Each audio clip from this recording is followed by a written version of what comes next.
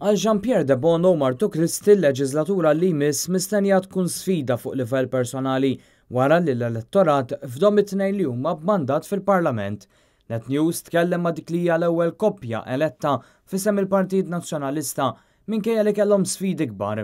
Emozzjoni sabiħa ħafna personalment għaliex ma stennejx dak ir-rispons daqshekk overwhelming għal diversi raġunijiet. Id-distret huwa distret diffiċli ħafna, għandna kompetizzjoni kbira, konna 20 kandidat kollha validissimi u allura li aktar minn 4,000 persuna jagħtu l-ewwel preferenza lili minkejja dik il-kompetizzjoni daqshekk kbira, għalija huwa onur, huwa privileġġ u nħossni letteralment humbled. Inti kien hemm ħafna kompetizzjoni fid-distret, fis-seba' distret. Kien hemm biss 4 membri parlamentari li qed jikkontestaw, wieħed minnhom huwa l-viċi kap tal-partit. Jiġifieri kienet kompetizzjoni qalila għaliex ovvjament meta titkellem 4 membri parlamentari għandek nies li ġa kisbu l-fiduċja tan-nies, li ilhom jaħdmu man-nies, li kellhom leġislatura sħiħa jaħdmu man-nies. Jiena ovvjament wara li ġejt approvat bħala kandidat kien biss 8 xhur u nofs qabel l-elezzjoni.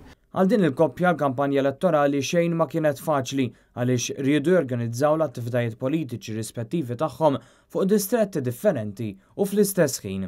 U l-ħin limitat, ovvjament, jien ma' Kristi konna niltaqgħu xi satejta filgħodu.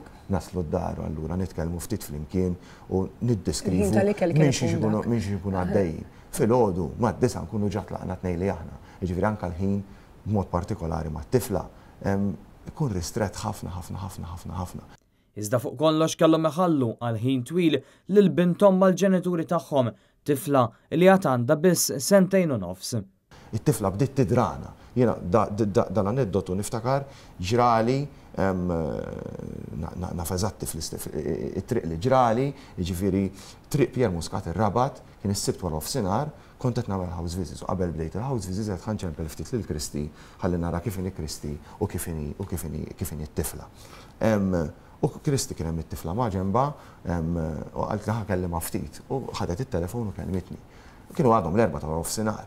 U t-tifla qalt li hello, bye, good night, see you tomorrow. Jiġifieri taf it-tifla li fl-4 ta' nofsinhar kienet diġà mhux se tarani fil-għaxija u kienet taf li aktar x'ħatarani nagħta filgħodu. U anke bħalissa nemozzjona ruħi ngħidha di, dak il-ħin niftakarni nibki waħdi fil-karozza għaliex tħossok vera letteralment ġo baħar imqalleb kbir u waħdek. U tgħid l-iktar nies li tħobb u l-iktar nies li vera tkun tixtieq li tkun magħhom m'għedinx miegħek.